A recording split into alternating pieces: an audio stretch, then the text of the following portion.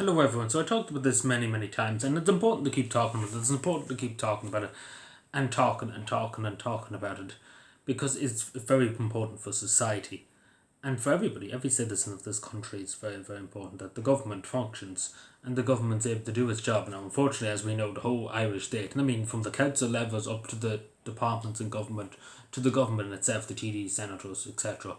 They're all are rotten to the core. Like the whole institutions of this state is rotten to the core, and it has been for a very long time since the foundation of the Irish Free State.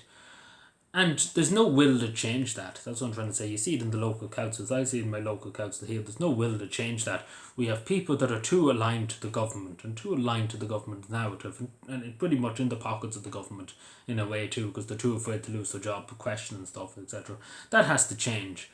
And has to change very quickly, because a lot of them are just following orders, and that it's not good enough to follow orders, because you have to question these orders regardless of your in the civil service and the on Garda Síochána. The question the orders that you're given, are they lawful? Are they acceptable in society? Are they the benefit to the Irish people? Because at the end of the day, it doesn't matter if it benefits your back pocket, it's your position to make sure it benefits the people of Ireland. But the whole institutions of the state, and I think everybody could we see, I don't even have to go through the list because it's just the endless list of stuff. But everything in the Irish civil service and the public service is just fucked, let's say. And it's been for the last probably 50 years, and it's all cronyism too. A lot of them, you're selected, not elected, etc. in a lot of ways, because people get in because they know politicians or they're connected to the establishment pretty much. And people like myself, who want to do good in the civil service, who want to do good for their counties and stuff, pretty much kicked to the side because of opinions, or because you won't agree with the government, you're far right extremists, etc. But I'm glad I'd be happy to be called a far right extremist, because I will follow what's been told to me in a way, because I don't believe the government, I don't trust the government, I don't trust them.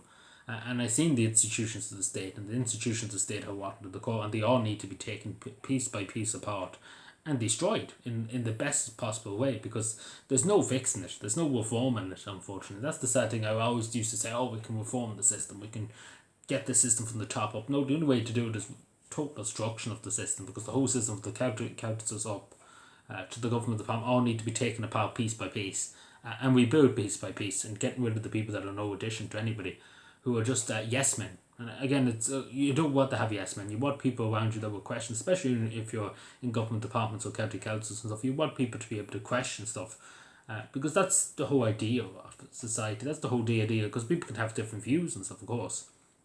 But this is the thing: when there's a group of say 5 people, 10 people, they all have different views. They all have different ways of looking at it. That makes a situation if it's to do with anything. So it's always important to get advice, and it's always important to have a discussion. What could be the best way to do this? And if you, instead of one person that's some high up civil servant that nobody has ever heard of, that's on hundreds of thousands a year, decides, oh, we do this, and no, fuck everybody else, basically, to be totally honest with you. But the whole system is just rotten, and I've seen it myself, and it's just totally rotten.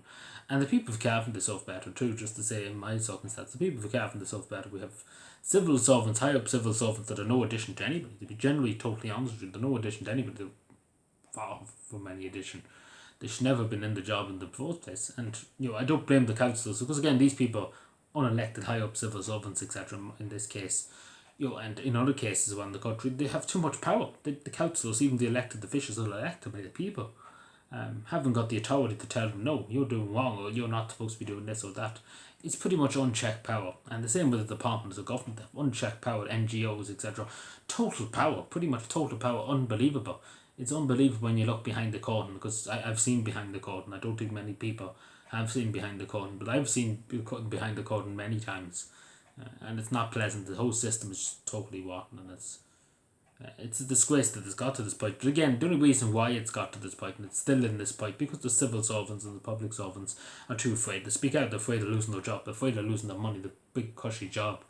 To hell with your big cushy job. As I say, the truth and making sure that the public are properly represented and probably looked after. Because again, at the end of the day, I'm a public servant, just to say my position. The people pay me. The people, for another while anyway, yet. But that's what I'm saying. Like, I have obligation to speak out, particularly for the people of Cavan. I have an obligation to speak out when things are not right, because the whole system is rotten. It's not benefiting the people. It's just the worst situation imaginable. Like, it's just totally fucked. Every aspect of it's just fucked. And it's insulting because the reason a lot of this is because it's greed. In this episode, it's greed. The two unchecked in power, and that's the problem. Unchecked in power, and there's too much money at stake and stuff. And we see the connection with businesses, etc. The higher ups, etc. It's all money, and it's just fucking evil. And you can see why people lost trust in the system, in the media, and society, because the whole system is just rotten. And regardless, and this is the sad thing, and this is the most important, I think too, because regardless of who you put in, like as a TD or council or whoever, at the end of the day, they can never do anything about these people, these unelected people, the people that have to say more than the politicians, would you believe? But regardless of who you put in, they always kind of seem to toe the government line, because money and unfortunately humans, and particularly the last few 100 years or so, it's not about the good of the nation anymore. It's about the good of their pockets, and I think it's really really worrying when you see that kind of stuff. But it is the truth. Like, I've seen many politicians who spoke out against the establishment, who spoke out about corruption, about evil in the establishment and stuff. And when they got in, they became part of it. That's because the money came in and they kept quiet. But that's why I always have been saying the last few months that the people of Cavan, take example, should have the power. Of course, we have councillors and TDs, but they will have literally, they will have to follow what the people tell them to do. That's what I'm saying. The people of Cavan should have the ultimate power. That's the way I see it, and I know they would absolutely despise that because it's taken power away from these executives of county councils, of other stuff. Taking the power away from them and giving it back to who it belongs to the people. The same with the councillors. They pretty much should be only there to say what the people, we enforce what the people want. And how you know what the people want when the people come into the council chambers and say, this is what we're concerned about. To hell with your stuff. Whatever you care about, we don't care. We're telling you what we want and what we need. Because what's happening at the moment, the councillors are in there behind closed doors, they're talking shit about things that nobody cares about in a lot of cases.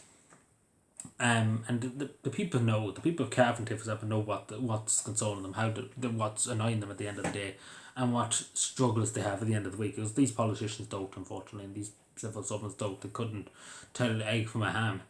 But it's just all rotten. It's just totally rotten, the whole system. And the same with up in Dublin, it's just a total fest of rotten skunk. And it's just total evil, because it's all greed and it's all based on money, and it's just totally evil. And I'm going to spend the rest of my days, for how long I have, whatever longer I have left on this earth, fighting that system, because we have to fight it, because our children shouldn't have to put up with it. We shouldn't have to put up with it, but we owe it to our children to make sure that they have a better system than today, because every aspect of it's rotten to the core, and it's just totally rotten. And it's going to take a lot of work. But the only way to do it, in my opinion, and this is the reason why I started, is giving power back to the people. Take their power off them. Because at the end of the day, and I think this is the main thing too, that you can't trust these people, even take for example myself or other people, because money and the power will catch up to you. It just change people. And that's why I say it's better with the collective, having the will, whatever they want. Because having an individual, the power gets to their head, even if you're somebody that is very modest and stuff, it does get to your head, and it does, and the money particularly too gets to your head.